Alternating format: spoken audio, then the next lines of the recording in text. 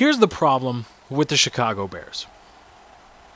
They are running a system, at least defensively, that I think is, while a good idea, they don't have the proper personnel to execute it.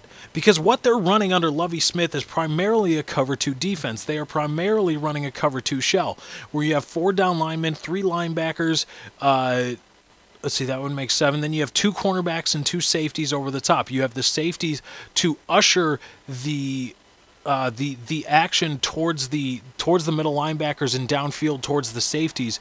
And the cover 2 shell is basically a protect. It's a zone defense. But what's necessary in the cover 2 to execute the cover 2 well is you need a 3 technique tackle. You need a defensive tackle, those 2 interior linemen. You need one of those guys to command a double team. If he is not able to overcome and beat a double team regularly, you need to have the offensive line worried about him way more often than not. And the Bears don't have that. They thought they did in Tommy Harris, but Tommy Harris got old and bad and curmudgeon-y and all those things. Now they have Julius Peppers. I do use Julius Peppers for the most part on the defensive line, but the problem is they don't have a 3 technique. So the opposing offensive lines can double down on Julius Peppers and not have to worry about anybody else on the offensive line. And because of that, the way the 3 technique works in the cover 2 is he sucks up a part of the offensive line, allowing the other aspects of the defensive line, whether it be a blitz, a corner blitz, a linebacker blitz, or just a straight-up 4-man rush, he allows them time to get to the quarterback just by his very nature of being there and taking up multiple blocks. And when you don't have that, you're running 4 on 6 linemen, 4 down defensive linemen on 6 offensive linemen. That's not going to work. So that puts tremendous pressure on your secondary, on your linebackers, cornerbacks, and safeties. And in safeties, you need coverage, yet hard-hitting safeties.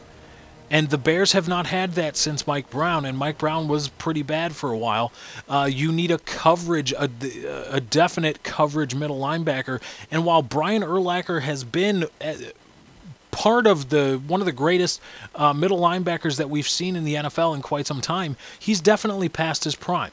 He is definitely past his prime, and I would say it's worthwhile to expand and start looking for other options.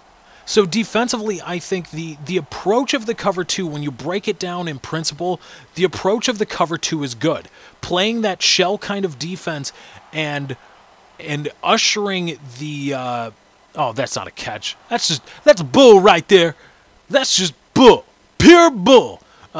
But ushering the defense towards the safeties and playing that bend but don't break style, I think that does have the chance to bode well. And obviously we've seen that work in Tampa. Obviously in Chicago they run the Tampa version called the Tampa 2 of the cover 2. And it has the chance to work. The problem is you need the correct personnel to execute it. And the Bears don't. And of course, obviously, the offensive line is bad. Okay, you know, Jay Cutler gets all the crap he wants. You know, the meatball fans can say, "Sorry, quit on the team because he got hurt." He had a torn MFing ligament in his knee at halftime, and he still decided to go out there. The Bears trainers told him not to. They said, "Jay, don't go out on there." He said, "No, I still want to." He said, No, I definitely want to." And so Jay Cutler decided to go back out there. The problem is the Bears' offensive line sucks. Olin Kreutz, thank God he's gone. He sucked. There was a whole lot of bad on the offensive line. Just aged veterans that they thought would work out, that they thought would fill the gaps, and they didn't. And that's what happens when you have an aged offensive line, a defensive line that is strong in the wrong areas for success in whatever it is you do. And that's what happens, and that's the problem with the Chicago Bears. Of course, obviously, now Johnny Knox brings this to my mind. You can't be running undersized wide receivers in a West Coast-style offense, or in any kind of offense, really, without a playmaking wide receiver. Obviously, now they have that in Roy Williams, so we will see what the Bears will be able to do with Roy Williams. But the problem is, and has been for the most part, that the Bears, they've been trying to run a system using small, undersized, underspeed, or understrength, excuse me, not underspeed, understrength receivers. And you can't do that. Johnny Knox and Devin Hester are number 2, number 3 wide receivers at best, whereas the Bears are trying to fit them into the number 1, number 2 slots respectively, and you just can't do that in the NFL with how big and how fast everybody is.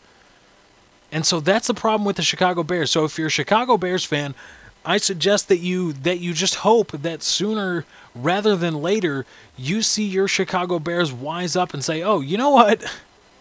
We kind of need to work on this. We kind of need to take care of these things and get this offensive line shored up and get some actual wide receivers that are over 5 feet 10 inches tall, and we need to get them in there so we can actually run routes over the middle, because they've completely closed themselves off from running routes over the middle with how small their wide receivers are." I don't know. That's just me, and that's how I talk sports, and that's how I do it. A lot of you haven't gotten to see my my sports background. Oh, Earl Bennett. Oh, you fumbled, you bastard. Oh, that's just... Oh, come on. You know, that's why you're on the Bears, because you suck, Earl Bennett. Earl Bennett sucks. Johnny Knox sucks. Devin Hester sucks. Devin Hester is past his prime. All of them should go away. They just need a complete new wide receiving core. Oh, Bears football pisses me off. But anyway, guys, that's my time. I got to get out of here. Thank you for joining. I hope you enjoyed. Be sure to click on the link in the description and be transported to my most recent video. Also, be sure to follow me on Twitter at twitter.com/lefty643. Once again, that's twitter.com/lefty643. Also, like up my Facebook fan page at facebook.com/lefty643. Thank you for joining. I hope you enjoyed. I am out.